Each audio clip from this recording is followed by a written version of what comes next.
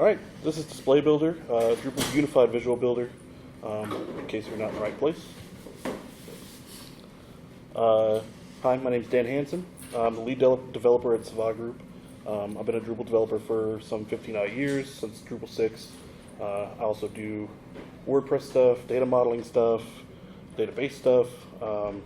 Weird CSS and JS stuff is kind of my passion point, so I enjoyed that class earlier. You don't have to do this in JS anymore, so that's fun. Trivia about me, I love collecting enamel pins. I use them to record where I've gone, like state parks and college campuses. I already have one from this bookstore, so I don't know what I'm going to do. I have to stop somebody somewhere on the way back. If you want to reach out to me after this, I'm on Drupal Slack, and drupal.org is D. Hansen. Just reach out.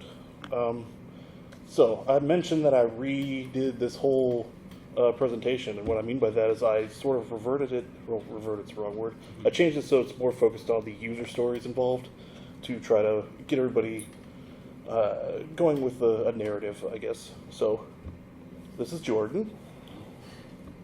Please say hello. Hi, Jordan. Hello, Jordan. Today is Jordan's first day at their new job, Company Limited. They've been hired in a site building role. They're managing copywriting and marketing on their website. It's not specifically their website, but it is a website that they run and operate. Jordan's not new to the web or CMSs, but he is new to Drupal. He's been doing WordPress for years. He's done a spot of Joomla. He knows of Wix. He's been doing all sorts of little CMS things and knows, some of the display technology out there. And Jordan's heard a lot of things about Drupal.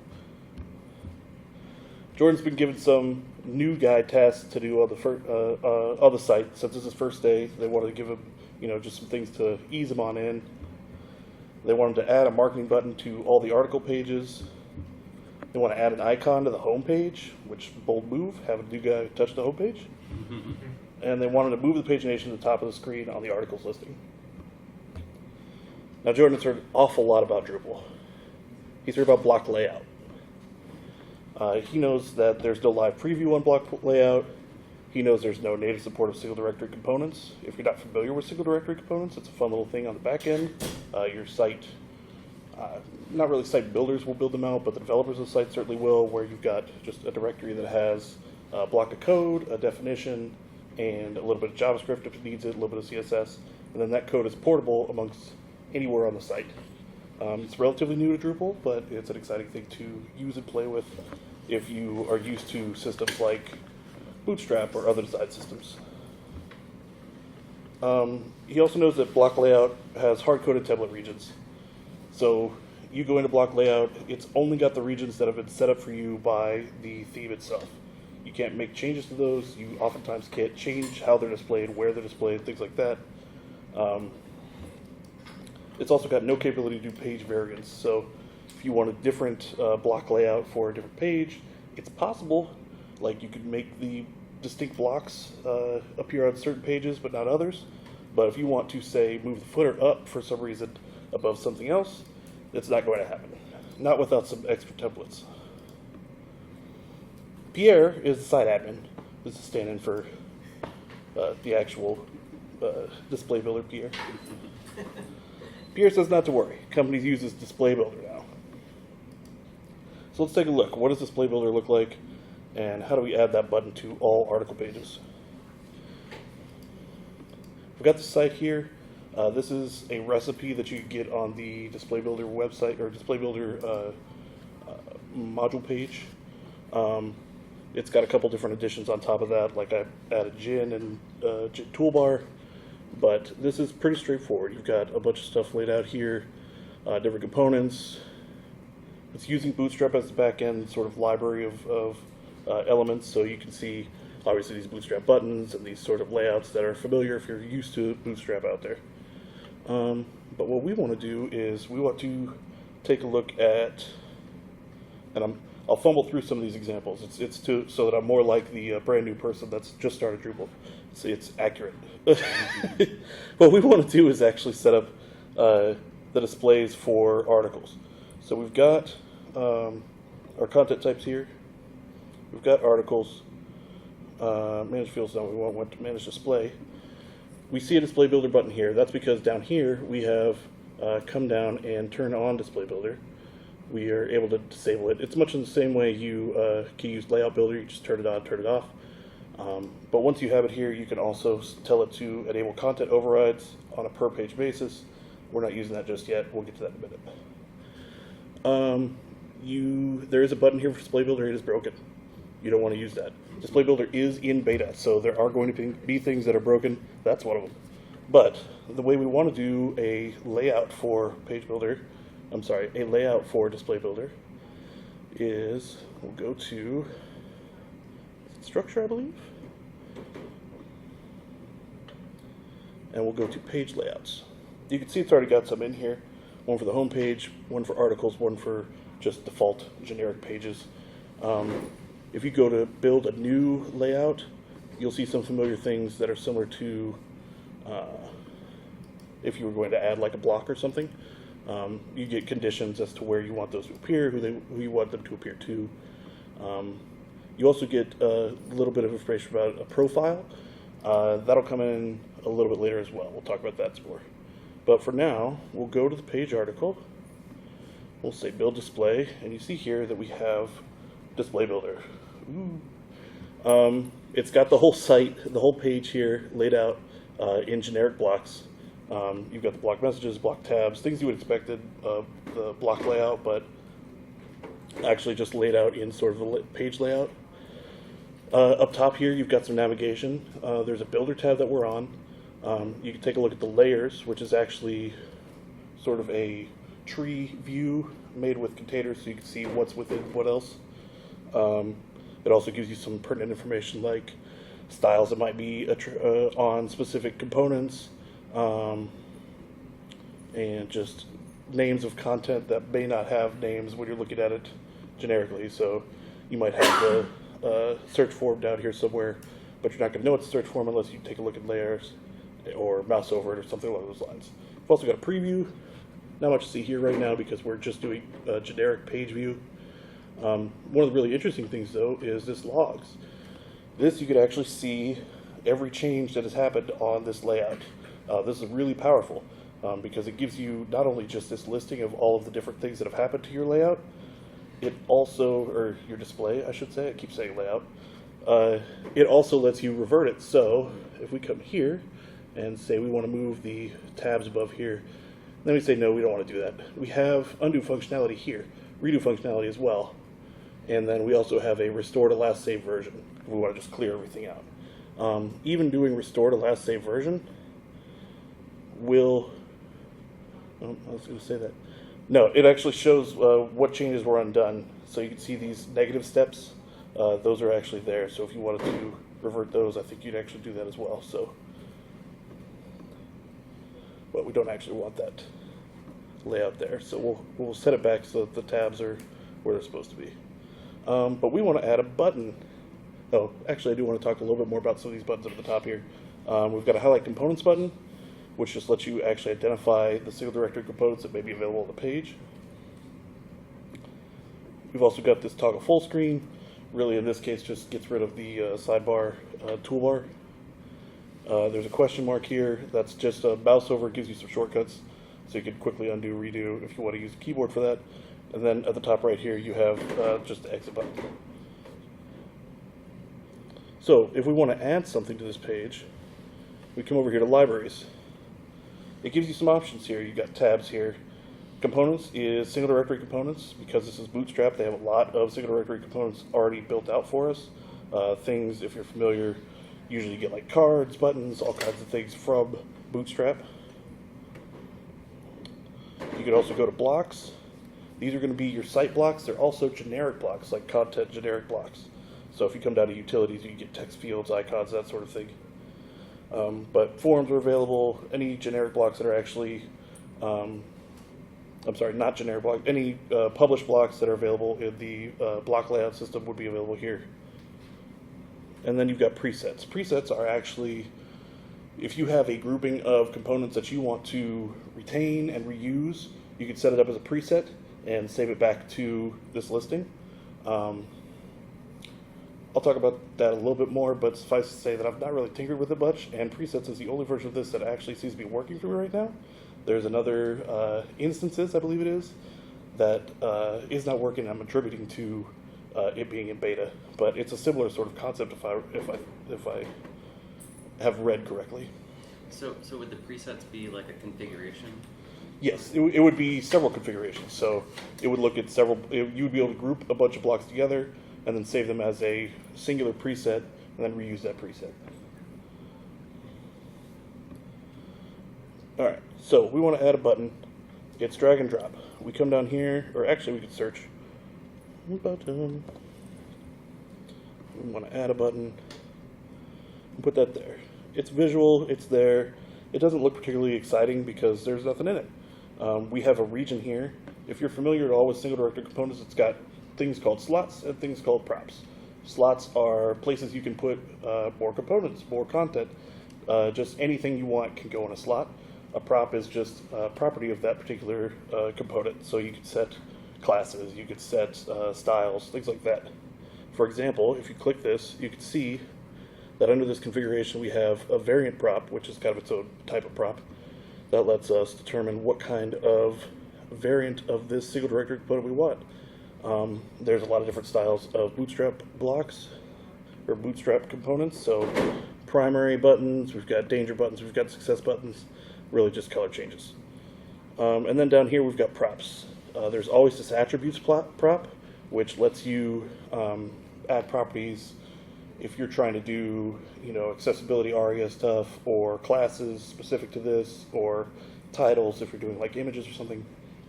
This is where you'd be able to add it. And then more specific props, like, is this button disabled? Do we need to hide the label? Or what's the URL that this button is going to? So in this case, it's just going to go to Google. All right, so we've updated that. Still not showing anything, so we need to add text to that. What we'll do to do that is go into libraries. We'll look at blocks. We will find under utilities the text field block, and we will try to aim this so it actually goes in there. Then it behaves exactly like every other component. We click into it, and we can set up what we want to say here.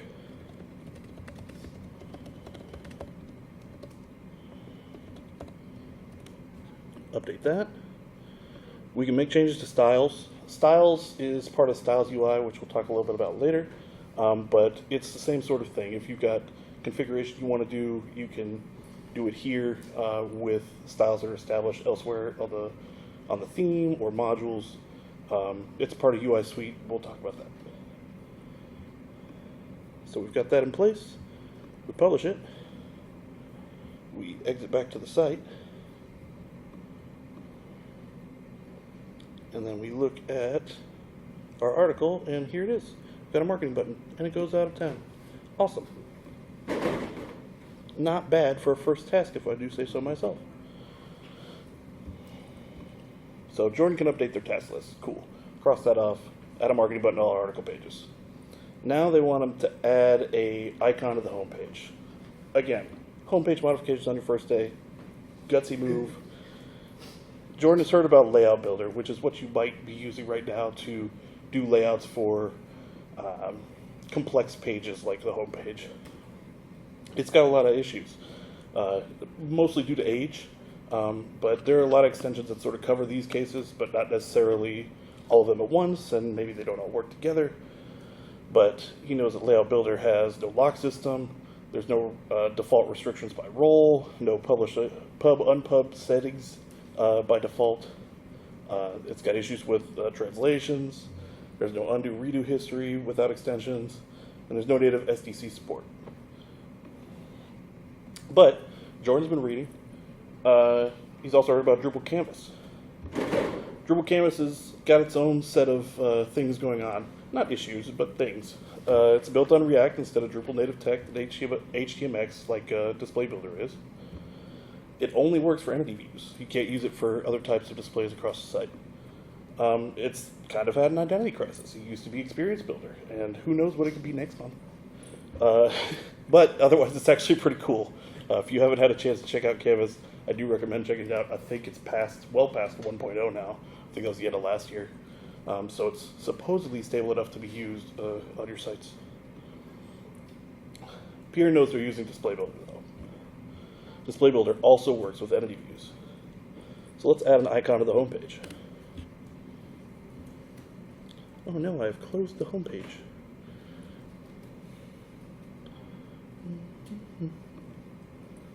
Nope, and that's not where I'm going.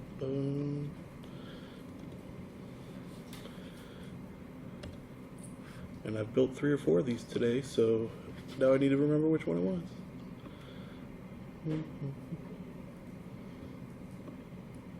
There we go. Alright, so let's go into, well, let's take a look first. We need to make sure that Display Builder is actually enabled for that content type. So we've got our content types. The home page is actually one of these landing pages, so we'll manage display here. Yeah, that's the stats I was talking about last year. But if you come down to Display Builder, we can see that it's enabled. We've got the default profile turned on. We are enabling content overrides, which means we could do Display Builder for each individual piece of content. And then we've got a profile for individual overrides, a different profile, which is interesting and exciting. And then a display override field where we can do, this is just where it's stored, I believe. So let's go into content and find our home page. We'll search for our landing pages. We've got our home page here, and we will edit. But we don't want to edit, we want to take this tab into our default display. And surprise, we've got Display Builder again. Awesome. But this time, it's not showing my content.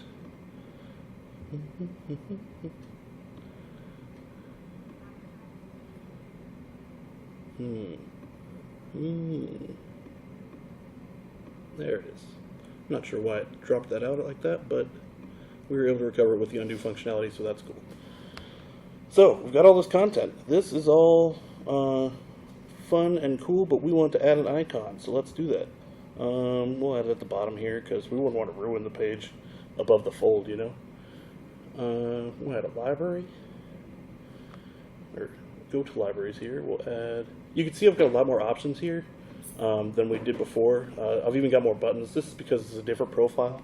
Profiles in Display Builder actually let you limit or expand the amount of controls and things you can use in Display Builder. So this tree button, for example, that lets me see sort of an outline of all the different components on the page, that's not available in the default profile, but is in this advanced profile.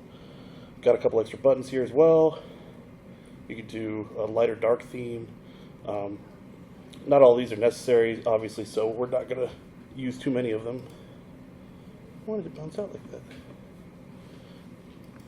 But you can see, you know, kind of the difference between the profiles.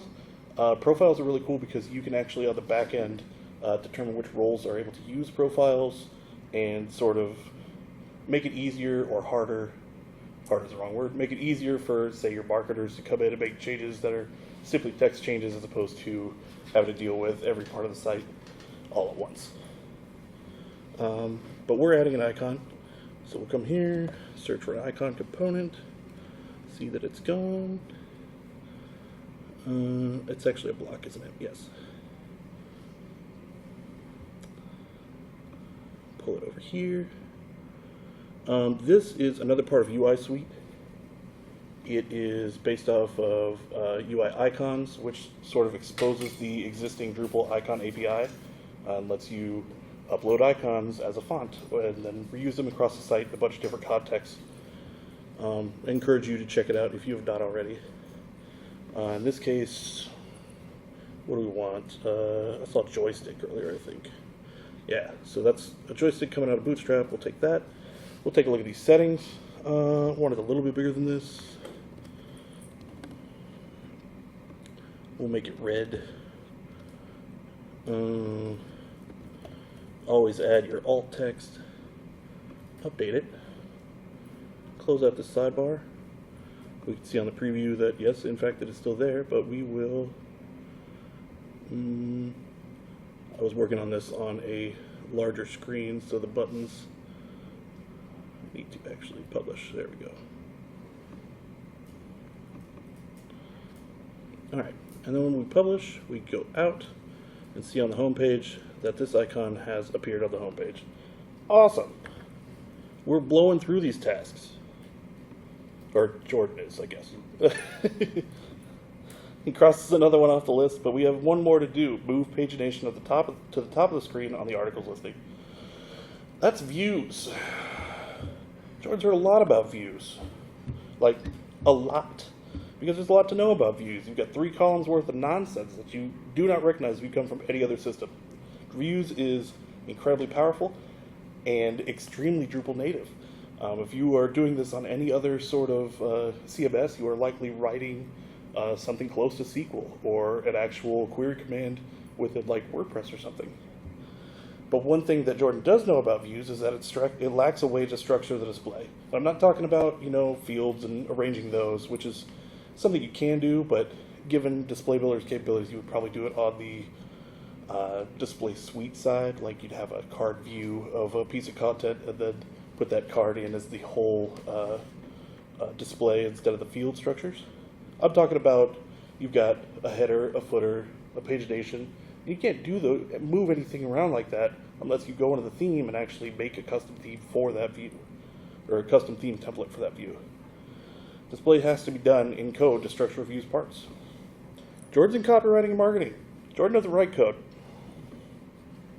But Pierre says, stop them if you've heard this, have heard this before, but Display Builder lets you arrange views. So let's take a look about how to do that.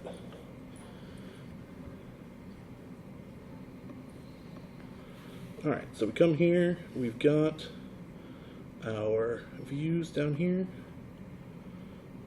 It goes to Display Builder, but I don't actually want to look at that yet because we're looking at the views for articles. We've got our article listing here. It would be helpful actually if we took a look at the front page version of that. Go to articles. You can see you've got one at the top here, and then a bunch that follow. We've got a sidebar, and a pagination shows up down here at the bottom.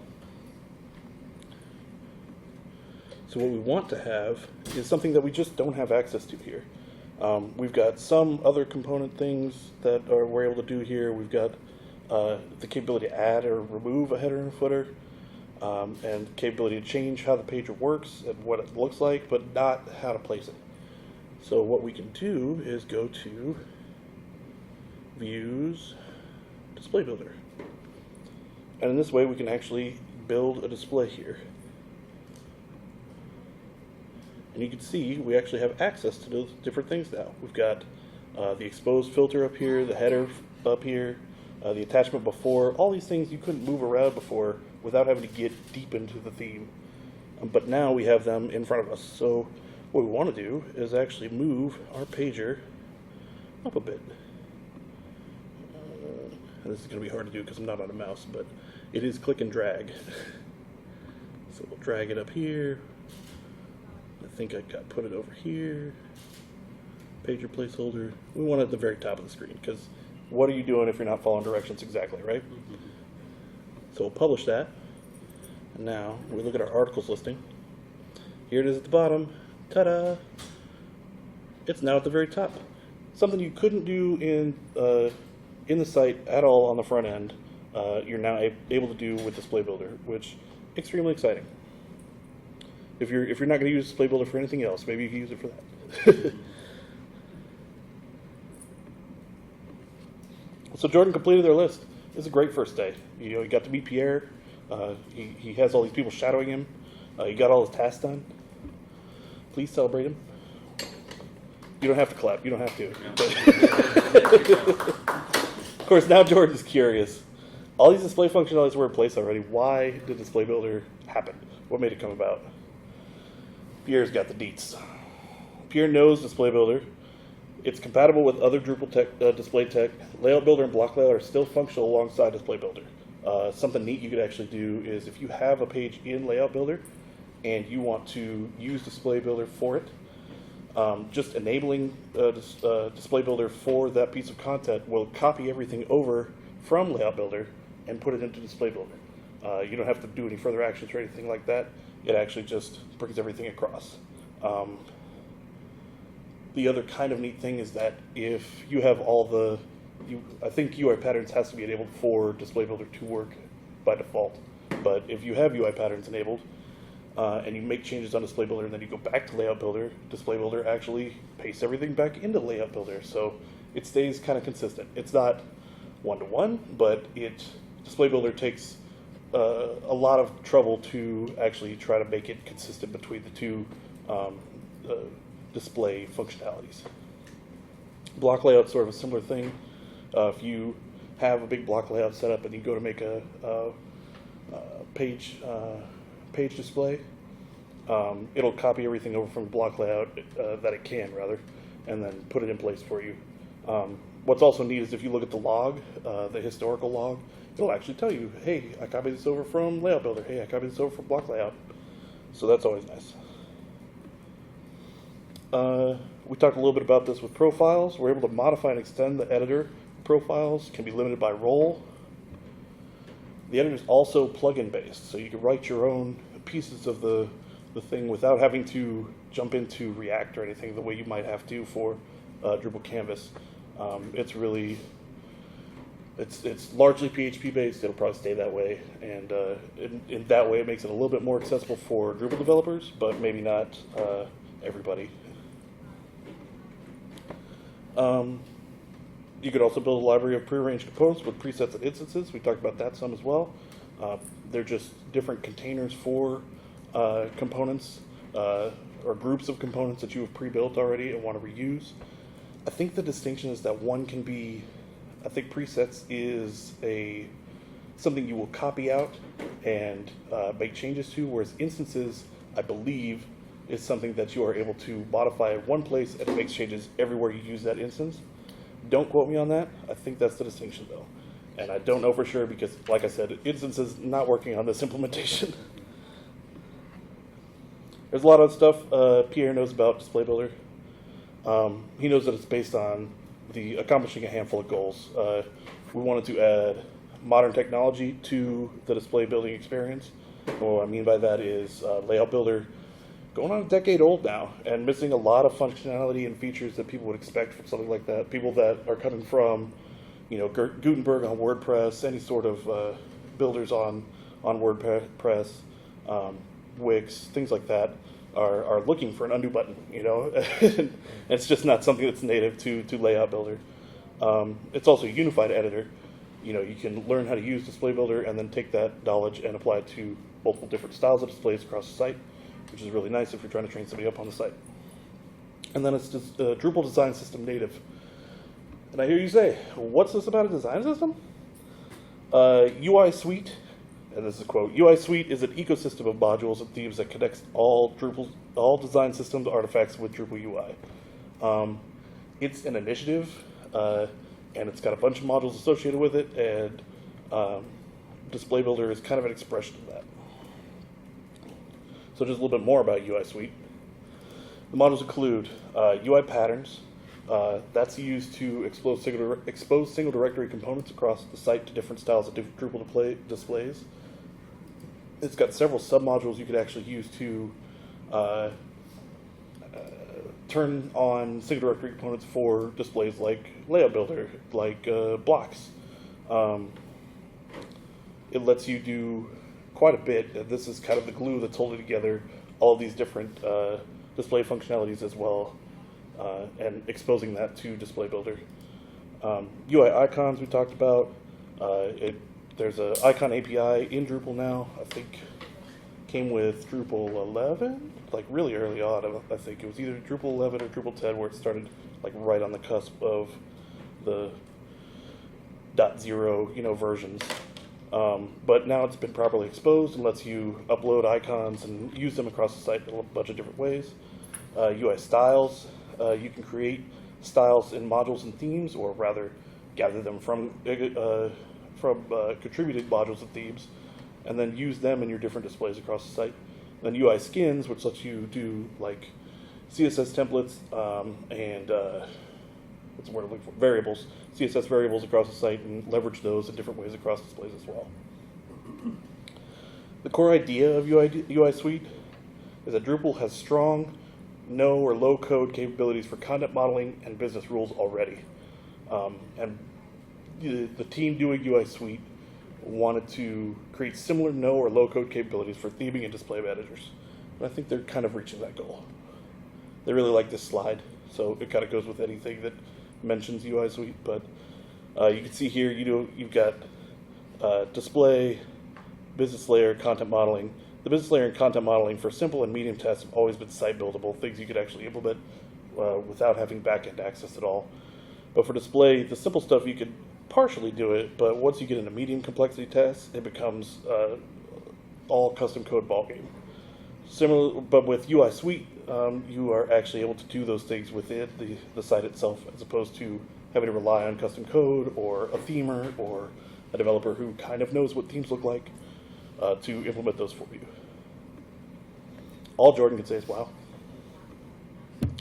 So allow Pierre to summarize. Display Builder offers a consistent building experience across several different layouts.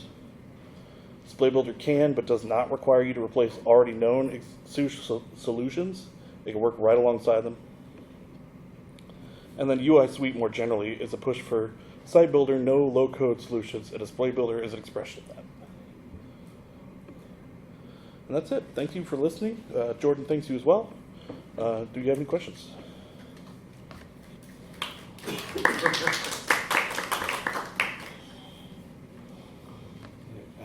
I was checking out the module page, and this is pretty well developed. It's pretty slick. I'm surprised it hasn't got a larger... That's why I want to do a class on it. You heard a lot about, well, I guess it was Experience Builder then, back in, I think Atlanta, 2024, sounds right?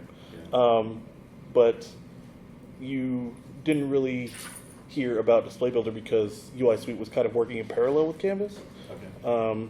And so now that they have, this is still in beta, now that they have like a product that's actually working, you can see a lot of similarities between the two, but at the same time, this has definitely got a broader focus as far as unifying all the different displays and everything. Yeah. So I think the future I envision is that one of those two technologies will probably survive past the other one.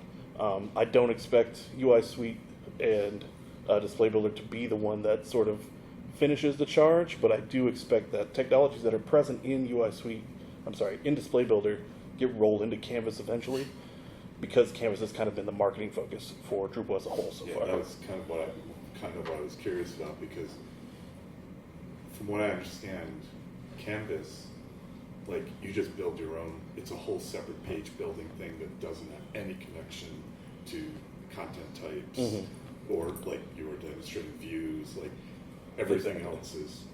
It's for people that want to make. And then you've got this that want to make those marketing, magazine pages, but do it on a broader scale than like just one-off that you have to manually code.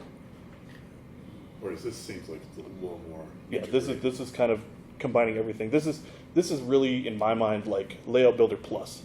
It's got all the functionality of Layout Builder. It's better laid out. You've got better access to the functions and functionality that you use on a regular basis, and maybe have to at this point use additional modules to pull into Layout Builder. But this not only works on layouts for content types, but it also does the individual pages like Layout Builder does, and then it can do other displays as well. So that's what you mean by like unified. Yeah. Right. Mm-hmm. The goal here is really to learn one display technology and then be able to use it wherever you can on the site. It's really block dependent, like Layout Builder is. Yes and no. Layout Builder, it doesn't require blocks for things like text and content in that specific way. If you use blocks for that, it really depends on how you make use of Layout Builder. But the fact that it uses single directory components natively, as opposed to having to build a block and then bringing it in, or having to use UI patterns to bring in blocks to block layout, or I'm sorry, I confuse all these display names, into Layout Builder. And doing that lets you sort of more directly control what actually comes on the page, like the markup is specific to those components as opposed to whatever the block engine decides to render. So when you created your button, you pulled the text field, you put that in, and then on the side it said config. Mm-hmm. Is that a config file that when you're doing that, or would that be like content-y sort of thing? Good question. I don't know off the top of my head. I do know that the recipe actually has it as a configuration, but I don't think that identifies how it is across the entire site. I think it just is a YAML representation that was able to be imported. I think it's a lot like Layout Builder in that it generates a field and then you have all the components and details of those components listed in that field. I think that's what we saw when we turned on Layout Builder briefly for that one content type, and we saw that it had a, hey, where are you going to store this? I think that's what that was doing. Okay. All right. I am really done quickly, but I'm glad everybody enjoyed the session, and thanks you guys for coming, and I'll be around for a little while longer at least if you need me.